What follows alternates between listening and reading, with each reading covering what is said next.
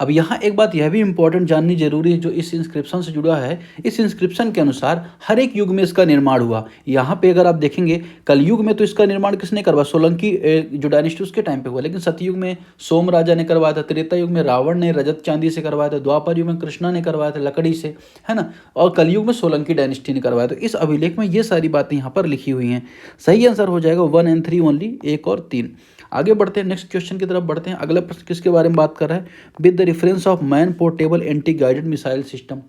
अब ये हाल में क्या हुआ है, अगर आप देखेंगे मैन पोर्टेबल एंटी जो गाइड मिसाइल सिस्टम के बारे में अगर आप देखेंगे तो इसे कहा जाता है it is the third generation of fire and forgot missile system. इसे तीसरी पीढ़ी का fire and forgot missile system कहा जाता है। ये स्टेटमेंट है।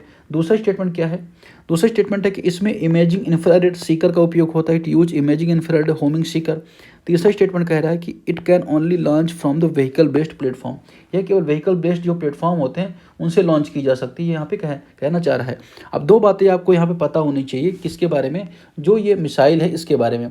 पहली बात ये आपको पता होनी चाहिए कि इसका डेवलपमेंट क्या रहा है, कि अभी क्या हुआ, डीआरडीओ ने, किसने, DRDO defence research development organisation ने, भारतीय सेना ने स्वदेश या इंडिजेनस MPTGM प्रणाली का प्रशिक्षण किया, man portable anti tank guided प्रणाली। ठीक है। अब अगर हम बात करेंगे तो ये थर्ड जनरेशन का है। तो थर्ड जनरेशन का तो फर्स्ट और सेकंड जनरेशन भी थोड़ा सा आपको पता होना चाहिए। फर्स्ट जनरेशन क्या है, फर्स्ट जनरेशन क्या है कि first generation manual command based पर, मतलब क्या होता था कि एक व्यक्ति ताक के रहता था कि हाँ ये जाएगा और उसको हिट करेगा, लेकिन उसकी एक्यूरेसी बहुत कम हुआ करती थी। फिर सेकंड जनरेशन आता है जिसमें सैक्लोस का यूज़ किया जाता है, सैक्लोस। अब सैक्लोस क्या है, सैक्लोस का मतलब ये हो जाता है कि semi automatic command to line of sight. Operator लक्ष्य पर निशाना बनाए रखता था, लेकिन पहली जो पीढ़ी थी ना उससे ये काफ़ी बेहतर था। ठीक। फिर बात आती है थर्ड जनरेशन मिसाइल की। थर्ड जनरेशन एंटीटेक जो मिसाइल था उसमें फायर एंड फॉरगॉट सिस्टम था। फायर एंड फॉरगॉट का मतलब क्या, दागो और भूल जाओ, मतलब एक बार टारगेट सेट करने के बाद आपको आवश्यकता नहीं उसे देखने की, वो क्या करेगा, ऑटोमेटिक सटीकता से क्या करेगा, अटैक करेगा। ठीक है, जैसे नाग वगैरह के बारे में आपने पता होगा। फिर आती है फोर्थ जनरेशन। फोर्थ जनरेशन में अगर आप देखोगे तो फोर्थ जनरेशन नेटवर्क सेंट्रिक युद्ध क्षमता है, और फिफ्थ जनरेशन में AI वगैरह का भी यूज हो रहा है। तो इस तरह से 5 जनरेशन हो चुकी है, लेकिन स्वदेशी स्तर पर हमने तीसरी पीढ़ी का भी यहाँ पे क्या किया, प्रशिक्षण किया है। ठीक। ये टैंक को आसानी से नष्ट करने, उसको हिट करने में कैपेबल रहेगी। It can only B launch from vehicle based. तो क्या सिर्फ ये व्हीकल बेस्ड लॉन्च है, तो ये स्टेटमेंट यहाँ पे इनकरेक्ट है, वाहन की इसमें आवश्यकता नहीं है। ठीक है, 1 और 2 यहाँ पे इसका करेक्ट आंसर होगा। देख लेता हूँ क्या इसमें इमेज भी आई थिंक मैंने लगाई होगी, इसमें नहीं लगी है। ठीक है, ठीक है, सही आंसर क्या हो जाएगा इसका, सही आंसर क्या हो जाएगा इसका, 1 और 2 ओनली। ठीक है, तीसरा statement incorrect, it can be launch from the tripod mountain as well as vehicle based. Tripod के माध्यम से इसको लॉन्च किया जाता है, व्हीकल से भी इसको लॉन्च किया जा सकता है। फिर आगे बढ़ते हैं, नेक्स्ट क्वेश्चन की तरफ बढ़ते हैं। अगला प्रश्न किसके बारे में है, सक्चगाम वैली के बारे में। सक्चगाम वैली क्यों न्यूज में थी, सक्चगाम वैली इसलिए न्यूज में थी क्योंकि अगर आप देखेंगे किसको, जो give me a second,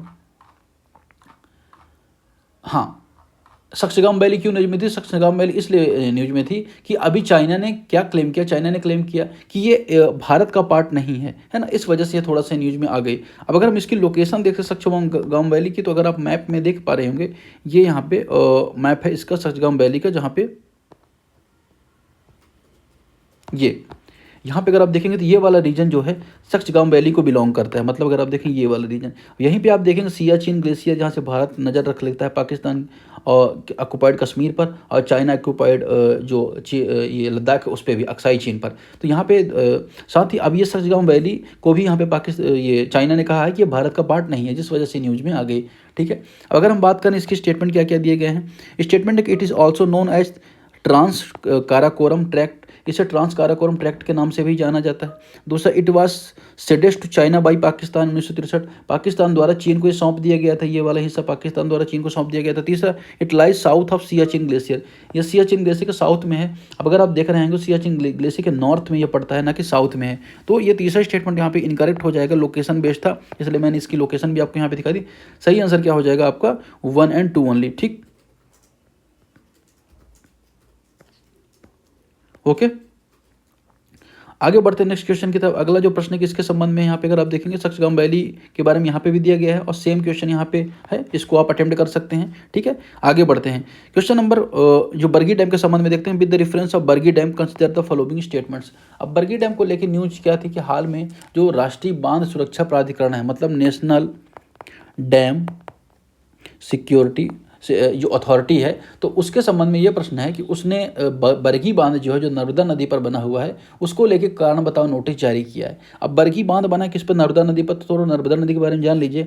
Narmada नदी कैमूर हिल से निकलती है और लगभग 1312 किलोमीटर की पूरी यात्रा करती है और जाके अरब सागर में मिलती है। अब इसके नॉर्थ पे विंध्यन रेंज आपको देखने को मिलेगी, साउथ में सतपुड़ा रेंज देखने को मिलेगी। ठीक, अब ये नर्मदा नदी का फ्लो है। नर्मदा नदी के साथ साथ एक और नदी फ्लो करती है, इसे ताप्ती नदी कहा जाता है। ये मुल्ताई से निकलती है, बैतूल से निकलती है, मध्य प्रदेश से निकलती है। इसकी लंबाई 724 किलोमीटर है, लेकिन जो नर्मदा नदी, इसकी लंबाई 1312 है और 1312 में से 1029 किलोमीटर ही क्या है, मध्य प्रदेश में बहती है। अब उसमें बहुत सारे बांध बने, ओंकारेश्वर बांध बना है, बरगी बांध बना है, ये सारे बांध बने हैं। अब बरगी बांध को लेकर यहाँ पे कारण बताओ नोटिस यहाँ पे जारी हुआ है। अगर हम बात करें बरगी डैम के बारे में, तो इसको 1974 में इसको बनाना शुरू किया गया था, 1990 तक इसको जो कंप्लीट किया गया। पर्पज यही था कि सिंचाई को लेकर या पानी की समस्या उसको लेकर यहाँ पे काम किया जा सके। लेकिन जो अथॉरिटी यहाँ पे इशू कर रही है, नोटिस जारी कर रही है, उसके संबंध में देखें तो 2019-2021 में एक अधिनियम आया था, जो डैम सिक्योरिटी एक्ट 2021 में। तो केंद्र सरकार ने एक अथॉरिटी इस्टेब्लिश की थी, उसी टाइम पे लीगल अथॉरिटी इस्टेब्लिश की गई थी, जिसे जो क्या करती थी, बांधों की सुरक्षा के संबंध में रेगुलेशन है, उनका निरीक्षण, उनकी निगरानी करने का काम यहाँ पे करती थी। और उसकी सहायता के लिए 5 सदस्य भी होते थे, जो अलग अलग डिपार्टमेंट से होते थे। जैसे टेक्निकल कुछ रेगुलेशन है, कोई डिजास्टर से रिलेटेड, इन्वायरमेंट से रिलेटेड है। और इसका हेडक्वार्टर आपको कहाँ पे देखने को मिलता है, न्यू दिल्ली में देखने को मिलता है। तो ये बात हो गई किसके संबंध में, प्राधिकरण के संबंध में, अथॉरिटी के संबंध में। लोकेशन भी आपने यहाँ पर देख ली। अब यहाँ पे मैंने एक इंस्टा मैप दिया हुआ है, जिस मैप में क्या दर्शाया गया है, इस मैप में दर्शाया गया कौन कौन से डैम भारत में है, जो इंपॉर्टेंट डैम है। यहाँ पे अगर आप देखोगे तो यहाँ पे आप देखोगे यहाँ पे कि कोटा में कोटा बराज डैम है। फिर आपको यहाँ पे देखने को मिलेगा राणा सागर प्रताप, जो चंबल नदी पर है। ठीक है, इसके अलावा सोन नदी पर रिहंद बांध बना हुआ है। फिर इंदिरा नदी पर अगर आप देखेंगे, इंदिरा सागर बना हुआ नर्मदा नदी पर। काकरापाड़ा बना है ताप्ती नदी पर। फिर गोदावरी में अगर आप देखेंगे तो निजाम सागर है। ठीक है ना, कृष्णा नदी पर अगर आप देखेंगे तो नागार्जुन सागर आपको देखने को मिलेगा। इसके अलावा अगर आप देखेंगे या मैटूर बांध देखने को मिलेगा आपको। नॉर्थ में भी अगर आप देखेंगे सतलज में भाखड़ा नागल आपको डैम देखने को मिलेगा, है ना। तो इस तरह से बहुत सारे डैम हैं जो यहाँ पे आप इस मैप के थ्रू देख सकते हैं। ठीक है ना, ये PDF आपको इंडियाज अफेयर्स बाय दिवस द्विवेदी चैनल मिल जाएगी। अगर आपके पढ़ाई में हम सच में वैल्यू एडिशन कर रहे हैं या किसी भी तरह की आपकी मदद हो पा रही है, तो इस वीडियो को आप तुरंत अभी लाइक कर दें। अगर आपने सब्सक्राइब नहीं किया तो सब्सक्राइब कर रहे हैं, क्योंकि जो इतना एफर्ट डाल रहे हैं तो इसका कुछ तो हमें भी एडवांटेज इसका मिलना चाहिए। ठीक है, तो चलिए इसका अटेम्प्ट यहाँ पे करते हैं क्वेश्चन। अगर आपने लाइक कर दिया हो तो अब आप आगे बढ़ सकते हैं। It is the built on the Narmada river in the Madhya Pradesh की नर्मदा नदी पर स्थित है। देखिए, मैं इस पहले ही स्टैटिक इतना बता देता हूँ कि फिर जो स्टेटमेंट्स हैं वो आपको आसान लगेगा ही। दूसरा, it is one of the first complete dam among the major project of Narmada नदी। नर्मदा नदी पर जो परियोजनाएं बनी उस पर ये पहला कंप्लीट डैम था, ये भी बात यहाँ पे करेक्ट है। तीसरा, it was classified under the safety category 1 during inspection के दौरान इसे सेफ्टी कैटेगरी 1 में रखा गया है, ये बात भी यहाँ पे करेक्ट है।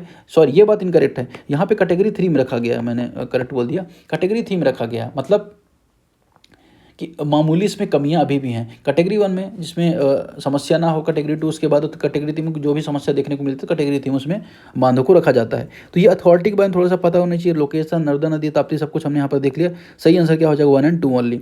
अब हम बात करें कैटास्ट्रोफिक बॉन्ड के बारे में। अब देखिए, कैटास्ट्रोफिक बॉन्ड एक अलग टाइप का बॉन्ड है।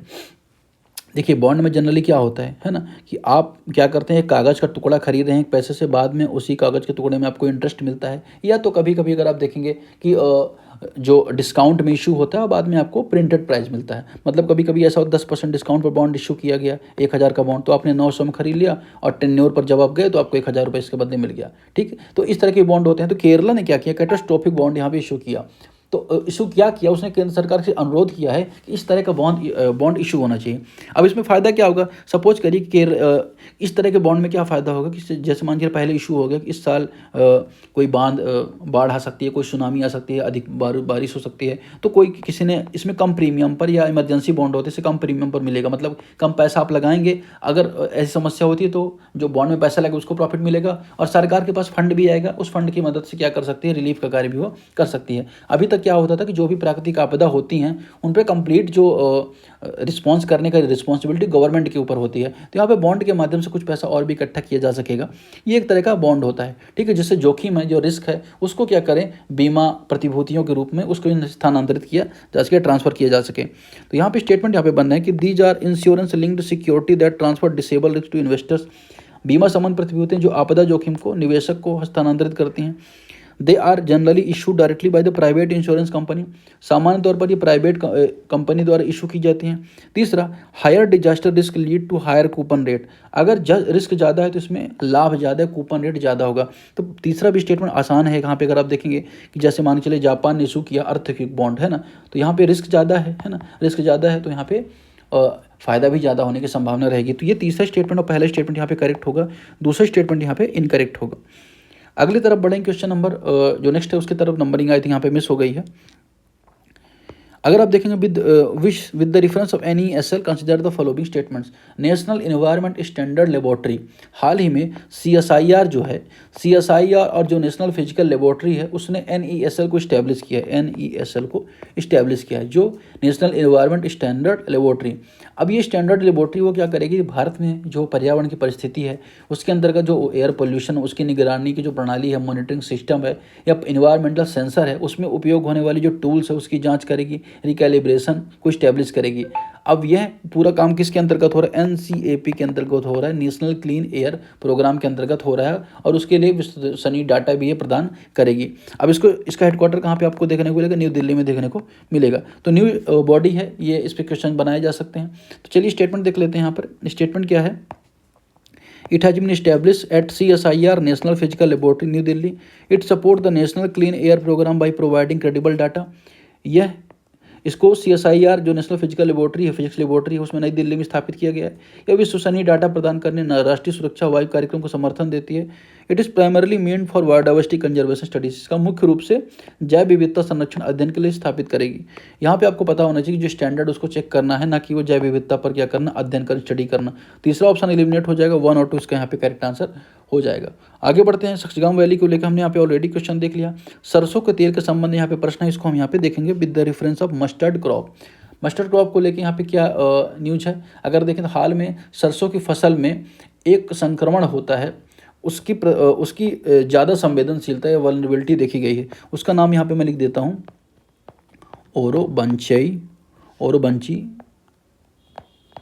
इजिप्टिका, AEGYPTIACA। तो ओरोबंकई इजिप्टिका, इसके संक्रमण के बारे में यहाँ पे न्यूज थी।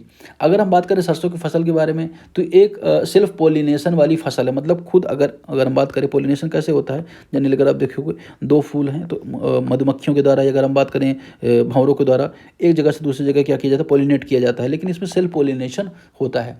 ठीक, अब अगर हम बात करें इसका अलग अलग जगह नाम है सरसों, कहीं इसको पंजाब में राई कहते हैं, तमिल में कटुक कहते हैं, मलयालम में कदुक कहते हैं, अलग अलग जगह अलग अलग जैसे कहा जाता है। लेकिन इसको उगाने के लिए कुछ सिचुएशन होनी चाहिए, जैसे इसके लिए सैंडी लोम सॉइल होनी चाहिए। मतलब कैसी, सैंडी लोम सॉइल मतलब हल्की दोमट मिट्टी होनी चाहिए, लोम सॉइल होनी चाहिए, ये आपको पता होना चाहिए।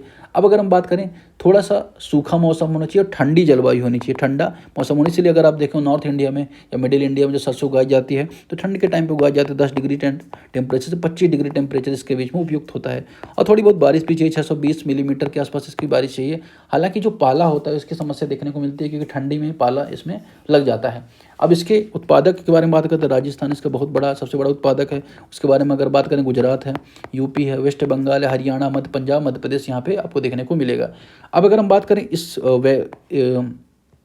रोग के बारे में, तो ये एक पैरासाइट खरपतवार है। खरपतवार क्या होता है, मतलब अगर आप देखेंगे कि कई बार क्या होता है ना, कि जब एक देश से दूसरी देश फसल स्थानांतरित करते हैं तो उनके साथ खरपतवार आ जाती है, घास आ जाती है ऐसी, जो क्या करती है, मिट्टी की जड़ों का पानी सोख लेती है और मतलब कि डिजर्टिफिकेशन को बढ़ाती है। तो ये एक तरह का ये खरपतवार ही है जो क्या करता है, पोषक तत्वों को चूस लेता है आसपास से, और पौधे क्या करते हैं, ग्रो नहीं कर पाता, पौधा मुरझा जाता है। तो ये एक समस्या देखने को मिलती है कि इसमें सरसों में। ठीक, अगर हम यहाँ पे देखेंगे statement it is the predominantly self pollination crop. Self pollination स्वपरागित फसल होती है, ये आपको थोड़ा सा पता होना चाहिए, और रबी ऋतु में होती है। ठंडी के ऋतु में बोई जाने वाली फसलें रबी ऋतु में कहलाती हैं, बरसात में बोई जाने वाली फसलें खरीफ कहलाती हैं, और अगर आप देखेंगे जो गर्मी के आसपास बोई जाती हैं उन्हें क्या कहा जाता है, जायद। ठीक। It is highly tolerant from front condition, या पाले की परिस्थिति में अत्यधिक सहनशील होती है। देखिए सहनशील कहाँ से होगी है ना, जाहिर सी बात है कि इसको तो समस्या हो जाती है पाले की समस्या, पाले की स्थिति में। राजस्थान भारत का सबसे बड़ा सरसों उत्पादक राज्य है, ये भी बात यहाँ पे करेक्ट है। 1 और 3 यहाँ पे इसका स्टेटमेंट यहाँ पे करेक्ट होगा। लास्ट क्वेश्चन की तरफ बढ़ेंगे, यहाँ पे देखेंगे with the reference of Yemen consider the following statements. हाल ही में क्या हुआ, यमन के सदर्न ट्रांजिशनल काउंसिल STC ने स्टेट ऑफ साउथ अरेबिया के लिए नया संविधान घोषित किया। अब अगर हम बात करें यमन की लोकेशन के संबंध में, पॉलिटिकली तो इतना इंपॉर्टेंट नहीं है, लेकिन लोकेशन अगर आप यहाँ पे देखें तो आप यहाँ पे देखिए, सबसे पहले आप बड़े मैप में देखिए, बड़े मैप में पूरे मिडिल ईस्ट की आप लोकेशन देख लीजिए, आपको थोड़ा सा अंदाजा हो जाए। देखिए मिडिल ईस्ट किसे कहा जाता है, यहाँ से इस रीजन को अगर आप देखेंगे, इस पूरे रीजन को मिडिल ईस्ट कहा जाता है। ठीक।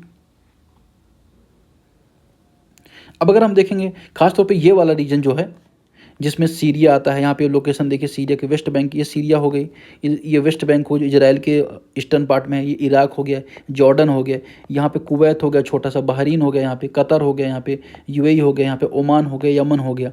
और यहाँ पे ये तो बात होगी इसकी लैंड्स की, जो जो स्थल हैं उसके बारे में, कौन कौन से देश, यहाँ पे ईरान आपको देखेंगे तो ये मिडिल ईस्ट का पार्ट यहाँ पे आपको माने जाते हैं। लेकिन अगर यहाँ पे कुछ स्टेट्स वो इंपॉर्टेंट हो जाती हैं, जैसे अगर आप देखेंगे रेड सी और अरेबियन सी को जोड़ने वाली बॉब अलमंदेव जल संधि होती है यहाँ पे, और इसी को यहाँ पे हॉर्न ऑफ अफ्रीका से जुड़ा होता है। हॉर्न ऑफ अफ्रीका में इथियोपिया, सोमालिया, इरिट्रिया, जिबूती आते हैं। ये आपको थोड़ा सा बात यहाँ पे पता होनी चाहिए, और इसी में आपको पता होना चाहिए आई थिंक कि ये जो स्वेज कैनाल का निर्माण इसी में किया गया है। यहाँ पे आपको मेडिटेरियन सी देखने को मिलेगा, तो कभी कभी लोकेशन यहाँ पे फारस, गल्फ ऑफ फारस यहाँ पे देखने को मिलता है। तो अगर आप देखेंगे तो यहाँ पे इस टाइम पे जो अमेरिका है इसको कंट्रोल करने के प्रयास में यहाँ पे लगा हुआ है। ठीक। यहाँ पे सोमालिया है, तो यहाँ पे सोमालियन पायरेट्स देखने को मिलेगा। इस आइलैंड के बारे में भी हमने यहाँ पे देखा था, आपको कमेंट करना है ये कौन सा आइलैंड है, तो ये सोकोत्रा आइलैंड है। ठीक है, मैं चलिए बता देता हूँ, सोकोत्रा आइलैंड है, तो ये भी आपको थोड़ा सा पता होना चाहिए। ठीक है, अब यहाँ पे आपने ये सारी चीज़ देख ली। अब स्टेटमेंट अगर आप देखें कि Yemen is located in the south western corner of Arabian peninsula, दक्षिण पूर्व कॉर्नर में है, तो ये बात आपको, अगर आप साउथ वेस्ट जब तक आप पूरा मैप नहीं देखेंगे तो आपको पता नहीं होगा कि इसकी लोकेशन यहाँ पे आपको कहाँ पे है, साउथ ईस्टर्न है कि या नहीं है। दूसरा अगर आप देखेंगे दक्षिण पश्चिम कोने में है, नहीं है। दूसरा स्टेटमेंट है कि इसकी सीमा सऊदी अरब और ओमान से लगती है, सऊदी अरब से लग रही है और ये ओमान से लग रही है, ये भी बात यहाँ पे करेक्ट है।